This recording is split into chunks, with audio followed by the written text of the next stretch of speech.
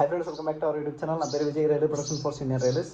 RPF constable ఎగ్జామ్కి మనకి ఇంకా 20 డేస్ మాత్రమే టైం ఉంది. ఇంకా 20 డేస్ అంటే మనం రోజుకి 12 గంటలు చదివినా సరే మనకుంది ఇంకా టోటల్గా 240 గంటలు మాత్రమే. ఈ 240 గంటల సమయం మాత్రమే మిగిలి ఉంది మనకి. మీరు ఆల్రెడీ ప్రిపేర్ అయ్యి ఉంటారు, మరి ఇంక 20 రోజులు కొత్తగా చదివేది ఏం లేదు, ఆల్రెడీ మీరు ప్రిపేర్ అయ్యారు కాబట్టి.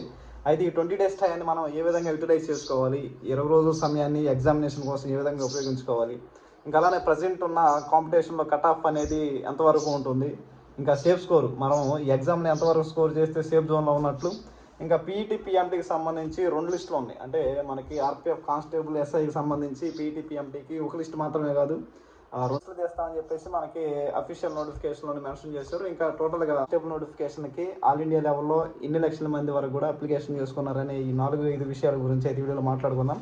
వీడియోని మరి ఎంత చేయను, మీరు ప్రిపేర్ అవ్వాలి కాబట్టి 20 డేస్ చాలా ఇంపార్టెంట్ అనమాట. ఈ టైం ఆర్పిఎఫ్ కానిస్టేబుల్ ఎగ్జామినేషన్ మనకి మార్చి 2వ తారీఖు నుండి కూడా స్టార్ట్ అవబోతుంది.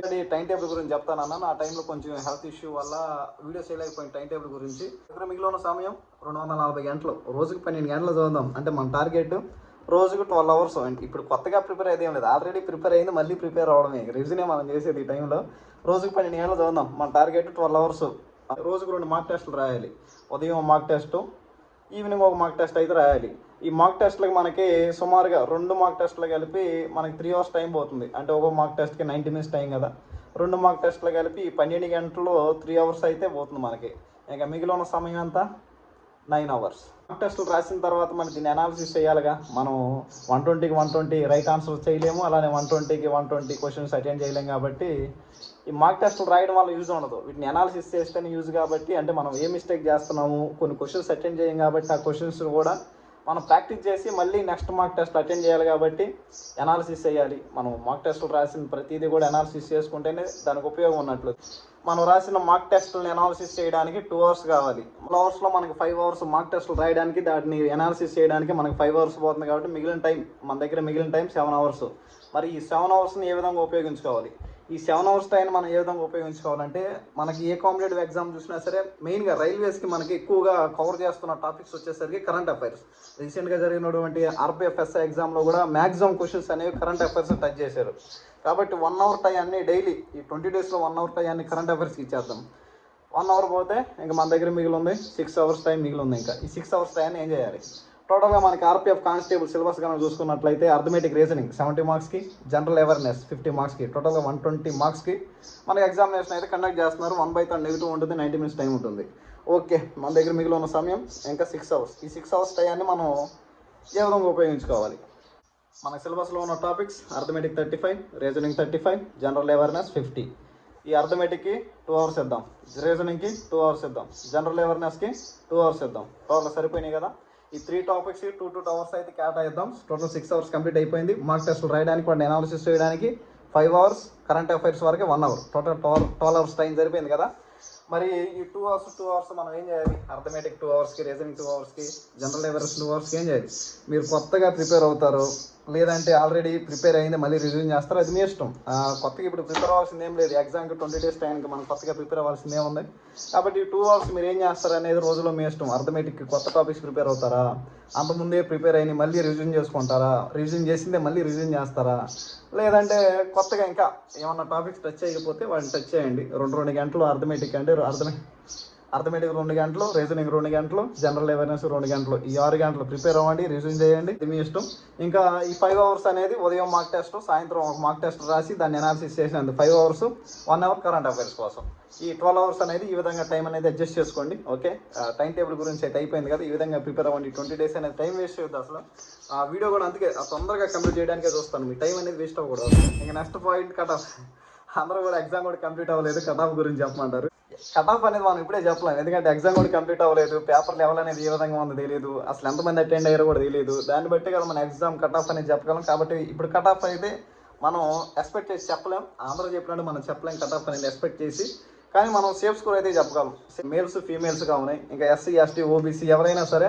ఆ ఉద్దేశం ప్రకారం ప్రజెంట్ ఉన్న కాంపిటీషన్ బట్టి 120కి 90+ రా మార్క్స్ స్కోర్ చేయగలిగితే మీరు ఏ కేటగిరీ అయినా సరే సేఫ్ జోన్లో ఉన్నట్లే. కేటగిరీ వైజ్ గర్ల్స్కి ఇదంతా కూడా నెక్స్ట్ ఎగ్జామినేషన్ కంప్లీట్ అయిపోయిన తర్వాత క్లారిటీగా ఒక వీడియో చేస్తాను ఎక్స్పెక్టెడ్ కట్ ఆఫ్ గురించి.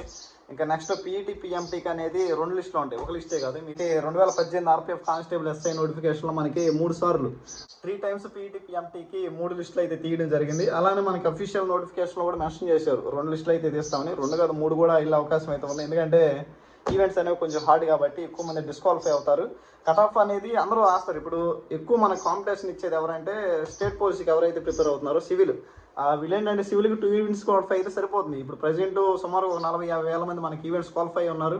అలానే ఎస్ఎస్సి జీడీ వాళ్ళు కూడా ఎగ్జామ్ అయితే రాస్తున్నారు. ఆల్రెడీ ప్రిలిమ్స్లో పోయిన వాళ్ళు కూడా ప్రిపేర్ అవుతూ ఉన్నారు. స్టేట్ పోలీసు ప్రిలిమ్స్ పోయిన వాళ్ళు కూడా కట్ ఆఫ్ పెంచేది మనకి ఎక్కువగా స్టేట్ పోలీస్ కానిస్టేబుల్ కోసం ఎవరైతే ప్రిపేర్ అవుతున్నారో వీళ్ళు కట్ ఆఫ్ అనేది ఎక్కువ పెంచే అవకాశం ఉంది. ఎందుకంటే స్టేట్ పోలీస్కి ప్రిపేర్ అయ్యే వాళ్ళు కానిస్టేబుల్కి ఎవరైతే ప్రిపేర్ అవుతున్నారో వాళ్ళు చాలా డెప్త్గానే ప్రిపేర్ అవుతారు. మన క్వశ్చన్ కనుక చూసుకున్నట్లయితే స్టేట్ పోలీస్ పేపర్ అనేది చాలా డెప్త్లో అడుగుతాడు. క్వశ్చన్ పేపర్ అనేది అంటే సెంట్రల్కి సంబంధించి ఎగ్జామ్ అయినా కానీ మరీ అంత డెప్త్గా ఉండదు. ఎందుకంటే పైన డైరెక్ట్ క్వశ్చన్స్ అడుగుతారు. అంటే మన కానిస్టేబుల్ లెవెల్ అవని ఎస్ఐ లెవెల్ అవని మనకు సంబంధించి సెంట్రల్ లెవెల్కి సంబంధించి అయితే 1 లైన్ క్వశ్చన్స్ ఉంటాయి డైరెక్ట్గా. కానీ మన ఏపీ స్టేట్ కానీ తెలంగాణ స్టేట్ కానీ స్టేట్ పోలీస్ లెవెల్ ఎగ్జామినేషన్ కానీ తీసుకున్నట్లయితే 1 క్వశ్చన్ 5-6 లైన్ అయితే క్వశ్చన్ ఉంటుంది. అర్థమెటిక్ తీసుకున్నా, రీజనింగ్ తీసుకున్నా. మనకి ఆర్పిఎఫ్కి సంబంధించి కానీ ఇంకా ఎస్ఎస్సి జీడీ అవని ఏదైనా సరే సెంట్రల్కి సంబంధించి ఎస్ఐ కానిస్టేబుల్స్ లెవెల్లో మరీ అంత డెప్త్గా ఉండదు పేపర్. కాబట్టి ఇక్కడ సివిల్ కానిస్టేబుల్ జాబ్ రావాలంటే మనకి ఇక్కడ 3 ఈవెంట్స్లో 2 ఈవెంట్స్ క్వాలిఫై అయితే సరిపోయింది.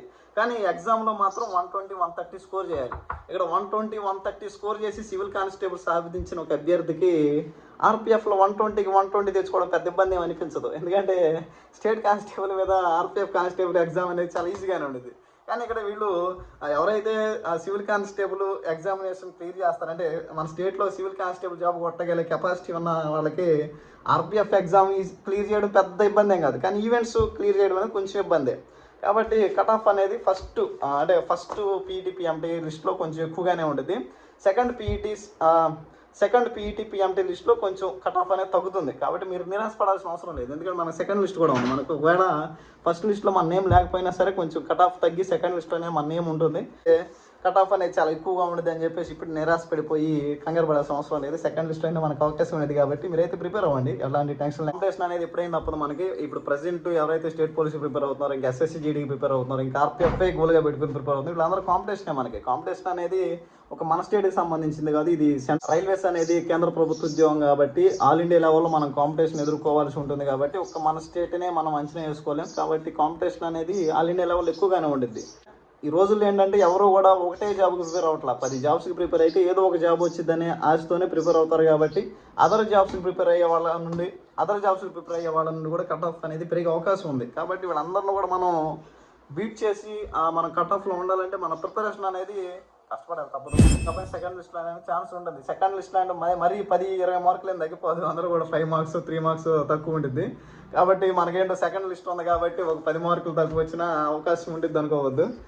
మనం ఏంటంటే సెకండ్ లిస్ట్ వరకు కూడా మనం ఆలోచించకూడదు. ఫస్ట్ లిస్ట్లో మన పేరు ఉండే విధంగా మనం ప్రిపేర్ అవ్వాలి. ఇంకా నెక్స్ట్ ఆర్పిఎఫ్ కానిస్టేబుల్కి సంబంధించి ఎంతమంది అప్లికేషన్ చేశారు ఆల్ ఇండియా లెవెల్లో, ఇది అఫీషియల్ ఇన్ఫర్మేషన్ కాదు. మనకి నార్త్ సైడ్ న్యూస్ పేపర్లో వచ్చిన ఆర్టికల్ మాత్రమే. ఇది అఫీషియల్ వచ్చినట్లయితే మీకు ఆల్రెడీ వీడియో చేసేవాడిని. ఆర్పిఎఫ్ ఎస్ఐకి అయితే మనకు సుమారుగా 16 లక్షల మంది కూడా అప్లికేషన్ చేయడం జరిగింది ఆల్ ఇండియా లెవెల్లో. మరి కానిస్టేబుల్కి సంబంధించి అంచనా మాత్రమే, ఇది అఫీషియల్ కాదు. నార్త్ సైడ్ న్యూస్ పేపర్స్లో వచ్చిన ఆర్టికల్ ఇది. సుమారుగా మనకి 55 లక్షల మంది వరకు కూడా అప్లికేషన్ చేశారని చెప్పేసి అంచనా వేస్తున్నారు. ఒక అజ్మీర్ బోర్డు నుండి మనకి 7-8 లక్షల మంది కూడా అప్లికేషన్ చేశారని చెప్పేసి అంచనా అనమాట. మనకి ఇంకా ఆర్టీఐ నుండి కానీ ఆర్ఆర్బి నుండి కానీ అఫీషియల్ ఇన్ఫర్మేషన్ రావాల్సి ఉంది. దీనిలో ఎంతమంది అప్లికేషన్స్ రిజెక్ట్ అయినాయి, ఎంతమంది అప్లికేషన్స్ యాక్సెప్ట్ అయినాయి అనే ఇన్ఫర్మేషన్ కూడా రావాల్సి ఉంది. ఆ ఇన్ఫర్మేషన్ వచ్చినట్టే మీకు తెలియజేస్తాను. ఇది అఫీషియల్ కాదు కానీ అంచనా, ఇది అఫీషియల్ అయితే కాదు కానీ ఒక అంచనా మాత్రమే.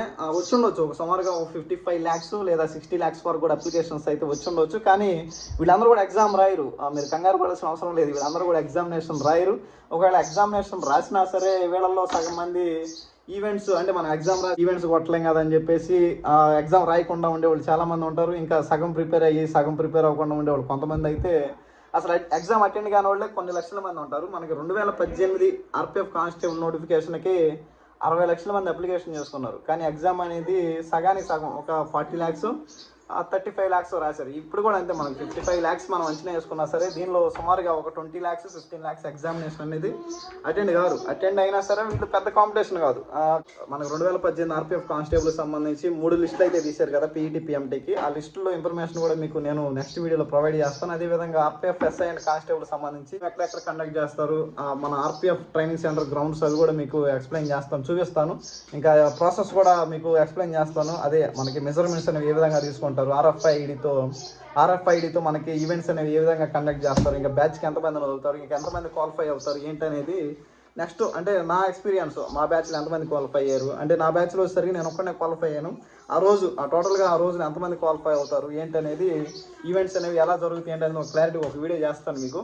తర్వాత నెక్స్ట్ అసలు ఆర్పిఎఫ్ జాబ్ గురించి చాలా మంది కూడా తెలియదు, అసలు జాబ్ ప్రొఫైల్ గురించి కానీ దానికి ఉన్న బెనిఫిట్స్ కానీ శాలరీస్ కానీ చాలా మంది కూడా ఇంకా ఐడియా లేదనమాట. అంటే కామెంట్లు కూడా అడుగుతున్నారు అసలు ఆర్పిఎఫ్ జాబ్ ప్రొఫైల్ ఏంటి అనేది ఒక క్లారిటీ ఒక వీడియో చేయమని. వచ్చే వీడియోస్లో మన జాబ్ ప్రొఫైల్ గురించి కూడా క్లారిటీగా మీకు ఇన్ఫర్మేషన్ ఇస్తాను. మీకు తెలిసింది ఏంటంటే కేవలం ఆర్పిఎఫ్ మాత్రమే, ఆర్పిఎఫ్లో కూడా మనకి స్పెషల్ వింగ్స్ చాలా ఉన్నాయి, వాటి గురించి కూడా మీకు ఎక్స్ప్లెయిన్ చేస్తాను. ఆర్పిఎఫ్ నుండి అదర్ డిపార్ట్మెంట్స్కి వెళ్ళడానికి డిపార్ట్మెంట్ టెస్ట్ రాసి వెళ్ళొచ్చు అని అడుగుతున్నారు. అలానే వేరే డిపార్ట్మెంట్ నుండి ఆర్పిఎఫ్లో రావడానికి అవకాశం ఉందని అడుగుతున్నారు. అయితే అవకాశం అయితే ఉండదు. ఆర్పిఎఫ్లో మనం ఒకసారి జాయిన్ అయితే ఓన్లీ మన ఆర్పిఎఫ్ మన సెక్యూరిటీ డిపార్ట్మెంట్లో ఉండాలి. ఇంకా అదర్ డిపార్ట్మెంట్ గ్రూప్ డి కానీ ఇంకా ఎన్టీపీసీ వాళ్ళు కానీ ఆర్పిఎఫ్లో రావడం జరగదు. ఇది సెక్యూరిటీ డిపార్ట్మెంట్ కాబట్టి దీనికంటూ కొన్ని ఫిజికల్ మెజర్మెంట్స్, ఫిజికల్ ఎఫిషియన్సీ టెస్ట్లు, దీనికి సెక్యూరిటీ డిపార్ట్మెంట్కి సంబంధించి కొంచెం ప్రత్యేకం అనమాట రైల్వేస్లో. అందువల్ల వేరే డిపార్ట్మెంట్ వాళ్ళు దీనిలోకి రావడం జరగదు జీటీసీ ద్వారా కానీ.